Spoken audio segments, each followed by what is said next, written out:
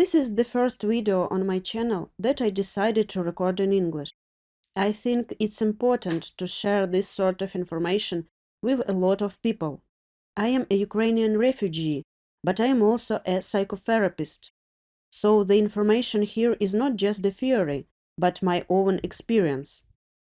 This video concerns not only Ukrainians. It is for everyone who somehow is emotionally experiencing or is involved to the situation in Ukraine now.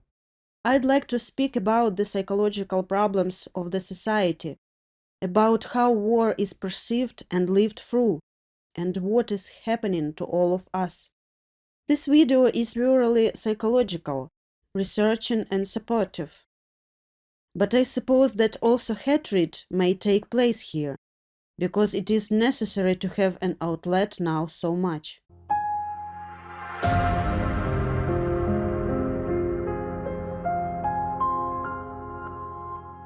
I think the most important things have been described and told about many times. I am talking about the psychology of evil, which affects the ability of the human psyche to regress to archaic levels, which became especially relevant after the phenomenon of Nazism and its deeds. I am talking about the psychology of nations and crowds, when they are possessed by strong irrational ideas that can lead to terrible consequences, as Gustave Le Bon described in the 19th century. I am talking about the issues of existential experience during war and concentration camps, embodied in Viktor Frankl's logotherapy. Now I'd like to address the third item on this list. Human nature is imperfect, and it turns out that no one is interested in these topics until the global questions of existence are asked directly to a person. War raises deep issues of human existence and gives them an ordinary meaning. It makes people face these questions and experience them without any chance to avoid. War as a boundary situation knocks the bottom out. It rocks or even destroys all the psychological adaptations of the individual. War also causes a number of strong existential emotional experiences as powerlessness, anxiety, embarrassment, loneliness, fear of death, meaninglessness. Powerlessness. The first feeling that arises, constantly present in life background and becomes chronic in the border situation of war, is powerlessness. It is powerlessness to affect anything, to stop, to turn back. Powerlessness is the most difficult feeling to experience. Even in times of peace, it makes me and my clients many hours of therapy to let this experience come to us, to recognize and realize it. What can we say now, when the accustomed world and our habitual internal and external supports are collapsing? I think that what we can make with powerlessness is to do what the famous proverb says: change what you can change and accept what you can't.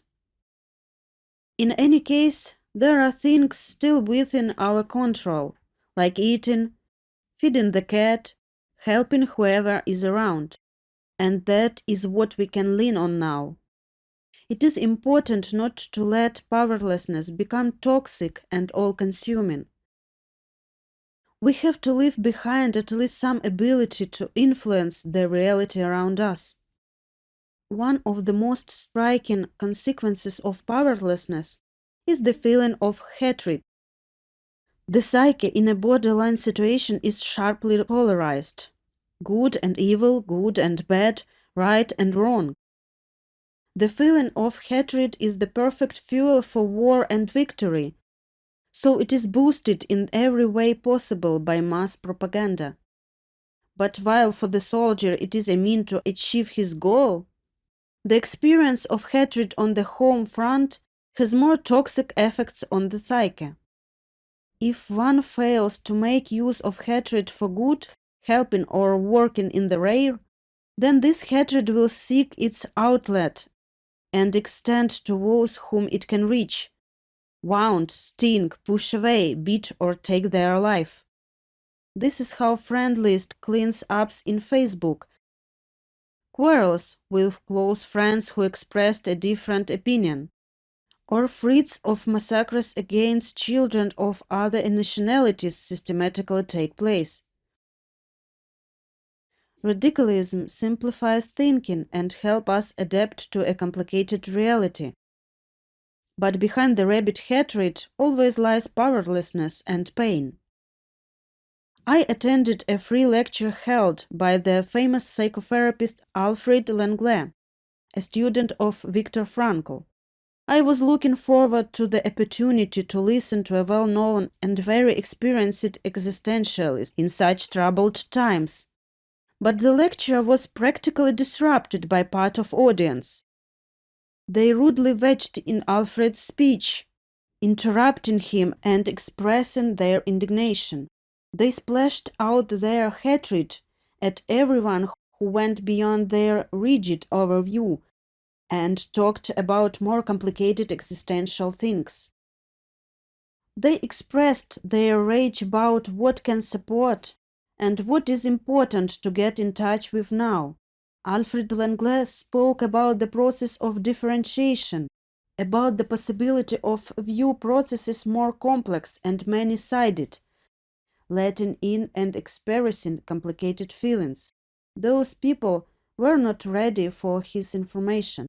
The opportunity to get in touch with those processes that Professor Langlais was talking about become possible only after one overcomes and experiences the hatred and is able to see the world broad and many-sided. Fear of death. The theme of death is the most difficult subject for both the therapist and the client to talk about and to be endured. Our psyche has an interesting phenomenon. We can substitute the fear of death for other fears, but in the root of that all, we can always find the existential fear of the end of being. No need to emphasize that in war times the fear of death finds its legal life in the consciousness. Those who couldn't face the death, ignore it or turn away from it in peacetime, now have to look clearly straight into the eyes of death. I think that powerlessness and fear of death are two global experiences that trigger all our existential processes. Anxiety of the unknown. We are a generation that grew up in peaceful time. We heard about the Great War only from our grandparents. The war has become something black and white on the screen and a bit romantic for us. It's filled with beautiful stories of heroism, love, and victory. But our grandfathers told their war stories bitterly and without much enthusiasm. Presently, we have been slowly facing the instability of this world. Our basic need for safety has been disrupted. The world has been rocking and losing stability. And I am not just talking about the war in Ukraine. No one knows what the future will be like, what will happen tomorrow, or which of the big political players will enter the fray. And at the same time, it seems that the opportunity to feel relation with the future is lost. It is hardly possible to set even short-term goals and go towards them. It is as if a person is frozen in the vagueness, and it has to be endured day after day. By the way, I have always been critical to people who criticize our grandfathers for their so-called Soviet upbringing, because I understand that people who survived hunger and war could not be different. They were just like the time they lived in. Being defines consciousness. As Frankl, each time has its own therapy. And now, from my own experience, I could perfectly understand my grandfather, who stocks up soap, flour, and cereal. I was staying in the bomb shelter standing in huge queues in the stores for only 1 week. I saw ruined roads and realized that there was no evacuation from my town.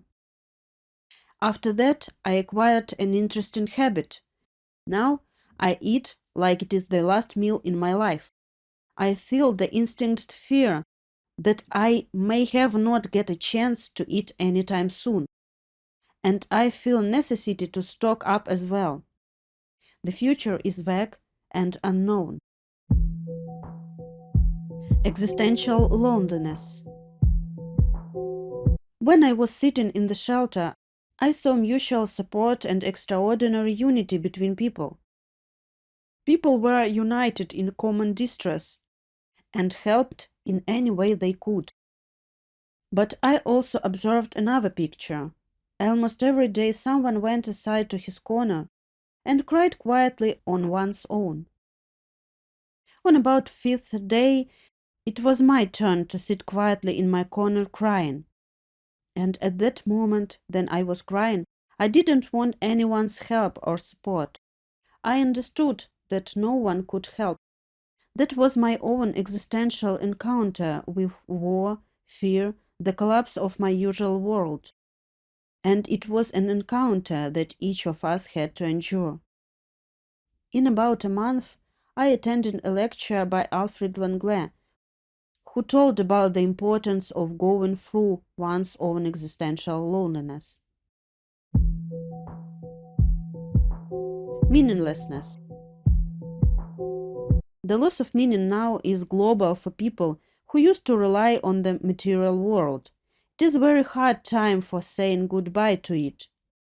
You earn a lot of money for your own home, spend years making repairs in your house, or some way arranging your life. And at a certain moment you have to say goodbye to it, to say goodbye to your comfortable home. And you have no idea if you will be able to live in it again, or it will be ruined with bombs. But this certainly also applies to those around the world who are about to face inflation, layoffs, rising food prices, hunger, and so on. At this point, one faces the uselessness of one's efforts to control what seems always to be in one's power. The reliance of the material world is now very changeable. It demands reassessment of one's values. Their other areas of life must be given meaning too. The experience of meaninglessness can be replaced by sadness and grief, by loss. But values still must be reassessed. When I packed my backpack, I took several meanings with me. One of them is my channel. I think what we can take, the most important for us.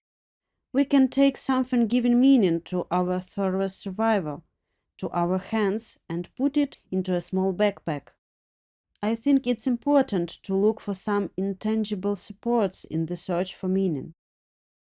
If materiality and corporeality give us a general sense of security, which is certainly important, then meaning gives us the spiritual safety that will help us to survive in the most difficult circumstances. Frankl identified three main ways of realizing meaning in life: by making a difference to the world, by having particular experiences, and by adopting particular attitudes. For myself, I noted how people now refer to these ways. The values of experience are manifested in war-love affair, or in a sense of humor. The values of creation can be expressed in volunteer work or given in donation to victims. The values of attitude can be realized in the basement, then you face your powerlessness and inability to do anything. So I can give my own example of attitude values. I decided for myself that I live in very interesting time, which I can then implement in reflection and the creation of my articles and videos. This will help me to explore another big part of reality and become more useful to people. The world is Wobbly. The world is wobbly according to how I feel and according to what my clients tell me in therapy. For somebody it wobbles more, for others it does less. For someone it wobbles physically, like a bomb explosion. For others it wobbles because the loss of something material, valuable, meaningful, and familiar. For others it wobbles only in their ideal sphere. But we all feel the instability. It is important to find our points of support and endurance, points of balance. Like a surfer on a wave. If he goes against the wave, it will just sweep him away. He needs to be supple to hold on. There are many sweeping waves around us now. Waves of hatred sweep ones into the archaic realms of the psyche, making people become borderline organized. Waves of insane optimism sweep other ones into the world of illusion. Waves of hopelessness may sweep ones into deep depression. I feel these waves clinging to me and striving to carry me away from time to time. But there is a great way to manage these absorbing energies, and it was described by Franco. The first who were broken, there were those who believed it would soon be over, followed by those who didn't believe it would ever end. Survived ones, there are those who focused on their actions, without expectation of what may or may not happen. Everything we can do now is continue to live our lives, based on the given conditions of life's task, accepting the fact that it is not in our power to change them. Thank you for your attention. Hate the world.